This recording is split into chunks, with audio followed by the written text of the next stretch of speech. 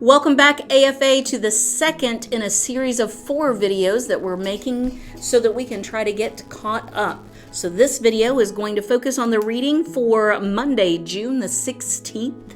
Monday, June the 16th, and we have one place to turn today. So for this video, I want you to open your Bible to 2 Kings chapter 5. 2 Kings chapter 5, and we're going to read all of chapters 5, 6, 7, and then chapter 8, verses 1 through 15, as we continue the story of not just the kings of Israel and Judah, but also the story now of Elisha. Are you ready? 2 Kings chapter 5, starting in verse 1. Here we go.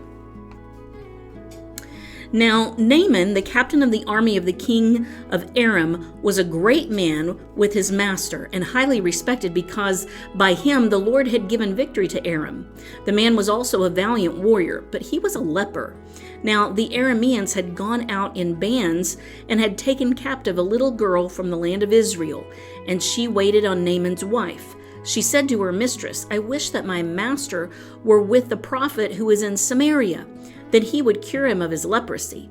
Naaman went in and told his master, saying, "Thus and thus spoke the girl who is from the land of Israel." Then the king of Aram said, "Go now, and I will send a letter to the king of Israel." He departed and took with him 10 talents of silver and 6,000 shekels of gold and 10 changes of clothes.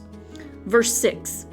He brought the letter to the king of Israel, saying, "And now as this letter comes to you, behold, I have sent Naaman my servant to you, that you may cure him of his leprosy." When the king of Israel read the letter, he tore his clothes and said, "Am I God to kill and make alive, that this man is sending word to me to cure a man of his leprosy? But consider now and see how he is seeking a quarrel against me." It happened when Elisha, the man of God, heard that the king of Israel had torn his clothes, that he sent word to the king, saying, "Why have you torn your clothes? Now let him come to me, and he shall know that there is a prophet in Israel." So Naaman came with his horses and his chariots and stood at the doorway of the house of Elisha. Elisha sent a messenger to him, saying, "Go and wash in the Jordan 7 times, and your flesh will be restored to you, and you will be clean." But Naaman was furious and went away and said, "Behold, I thought he will surely come out to me and stand and call on the name of the Lord his God and wave his hand over the place and cure the leper. Are not Abana and Pharpar, the rivers of Damascus, better than all the waters of Israel? Could I not wash in them and be clean?" So he turned and went away in a rage. Then his servants came near and spoke to him and said, "My father, had the prophet told you to do some great thing, would you not have done it? How much more then when he says to you, 'Wash and be clean'?" So he went down and dipped himself 7 times in the Jordan, according to the word of the man of God, and his flesh was restored like the flesh of a little child, and he was clean. Verse 15. When he returned to the man of God with all his company, and came and stood before him, he said, "Behold, now I know there is no God in all the earth but in Israel. So please take a present from your servant now." But he said, "As the Lord lives, before whom I stand, I will take nothing." And he urged him to take it, but he refused. Naaman said, "If not, please let your servant at least be given 2 mules, load of earth for your servant. 2 mules load of earth, for your servant will no longer offer burnt offering, nor will he sacrifice to other gods, but to the Lord. In this matter may the Lord pardon your servant. When my master goes into the house of Rimmon to worship there, and he leans on my hand, and I bow myself in the house of Rimmon. When I bow myself in the house of Rimmon, the Lord pardon your servant in this matter." He said to him, "Go in peace." So he departed from him some distance. But Gehazi, the servant of Elisha, the man of God, thought, "Behold, my master has spared this Naaman the Aramean by not receiving from his hands what he brought. As the Lord lives, I will run after him and take something from him." So Gehazi pursued Naaman. When Naaman saw one running after him, he came down from the chariots to meet him and said, "Is all well?" He said, "All is well. My master has sent me, saying, Behold, just now 2 young men of the sons of the prophets have come to me from the hill country of Ephraim. Please give them a talent of silver and 2 changes of clothes." Naaman said, "Be pleased to take 2 talents." And he urged him, and bound 2 talents of silver in 2 bags with 2 changes of clothes, and gave them to 2 of his servants, and they carried them before him. When he came to the hill, he took them from their hand and deposited them in the house, and he sent the men away, and they departed. But he went in and stood before his master.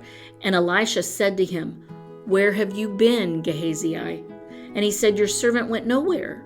Then he said to him, Did not my heart go with you when the man turned from his chariot to meet you? Is it a time to receive money and to receive clothes and olive groves and vineyards and sheep and oxen and male and female servants? Therefore the leprosy of Naaman shall cling to you and to your descendants forever." So he went out from his presence a leper, as white as snow. Chapter 6. Now the sons of the prophets said to Elisha, "Behold, now the place before you where we are living is too limited for us. Please let us go to the Jordan, and each of us take from there a beam, and let us make a place for ourselves where we may live." So he said, "Go." Then one said, "Please be willing to go with your servants." And he answered, "I shall go." So he went with them, and when they came to the Jordan, they cut down trees. But as one was felling a beam, the axe head fell into the water, and he cried out and said, "Alas, my master, for it was borrowed." Then the man of God said, "Where did it fall?" And when he showed him the place, he cut off a stick and threw it in there and made the iron float. He said, "Take it up for yourself." So he put it in his hand and took it up. Now the king of Aram was warring against Israel, and he counseled with his servants, saying, "In such and such a place shall be my camp." The man of God sent word to the king of Israel, saying, "Beware that you do not pass this place, for the Arameans are coming down there." The king of Israel sent to the place about which the man of God had told him. Thus he warned him, so that he guarded himself there more than once or twice. Now the heart of the king of Aram was enraged over this thing, and he called his servants and said to them, "Will you tell me which of us is for the king of Israel?" One of his servants said, "No, my lord, O king, but Elisha the prophet who is in Israel tells the king of Israel the words that you speak in your bedroom."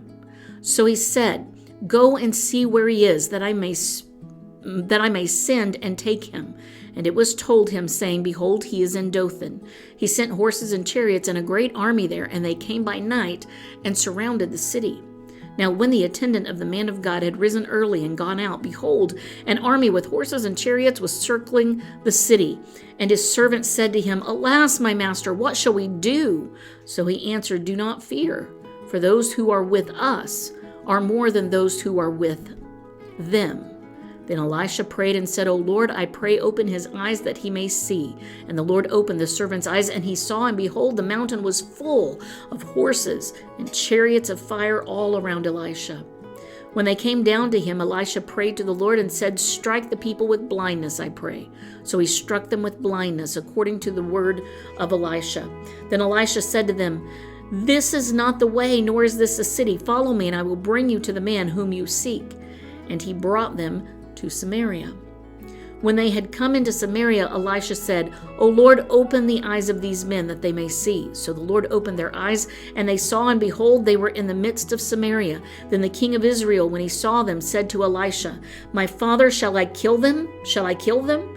He answered, "You shall not kill them. Would you kill those you have taken captive with your sword and with your bow? Set bread and water before them, that they may eat and drink and go to their master." So he prepared a great feast for them. And when they had eaten and drunk, he sent them away, and they went to their master. And the marauding bands of Arameans did not come again into the land of Israel. Verse 24. Now it came about after this that Ben-Hadad, king of Aram, gathered all his army and went up and besieged Samaria. There was a great famine in Samaria, and behold, they besieged it until a donkey's head was sold for 80 shekels of silver, and a fourth of a cab of doves' dung. Let's read that again. A fourth of a cab of dove's dung for 5 shekels of silver. That does not sound pleasant to eat. Verse 26. As the king of Israel was passing by on the wall, a woman cried to him, saying, "Help, my lord, O king." He said, "If the Lord does not help you, from where shall I help you? From the threshing floor or from the winepress?" And the king said to her, "What is the matter with you?" And she answered, "This woman said to me, 'Give your son that we may eat him today, and we will eat my son tomorrow.' So we boiled my son and ate him. And I said to her on the next day, 'Give your son that we may eat him.' But she has hidden her son." When the king heard the words of the woman, he tore his clothes. Now he was passing by on the wall, and the people looked, and behold, he had sackcloth beneath on his body. Then he said, "May God do so to me, and more also, if the head of Elisha, the son of Shaphat, remains on him today." Verse 32. Now Elisha was sitting in his house, and the elders were sitting with him. And the king sent a man from his presence. But before the messenger came to him, he said to the elders, "Do you see how this son of a murderer has sent to take away my head? Look, when the messenger comes, shut the door and hold the door shut against him. Is not the sound of his master's feet behind him?" While he was still talking with them, behold, the messenger came down to him and said, "Behold, this evil is from the Lord. Why should I wait for the Lord any longer?" Chapter 7. Then Elisha said, "Listen to the word of the Lord.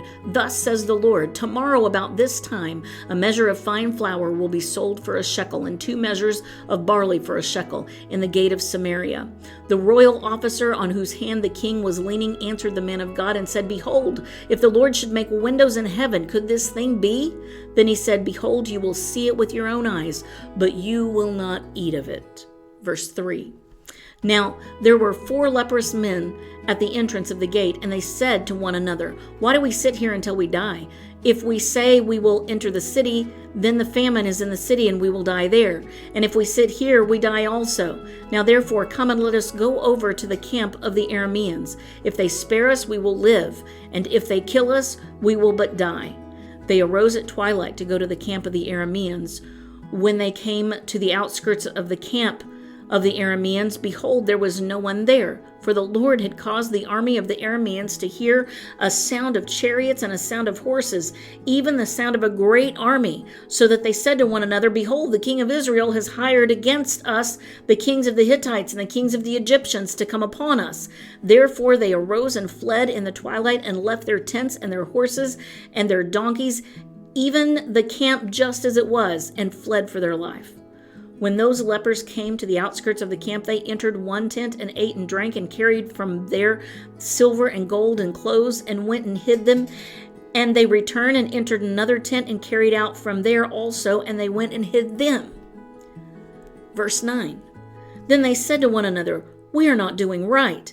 This day is a day of good news, but we are keeping silent.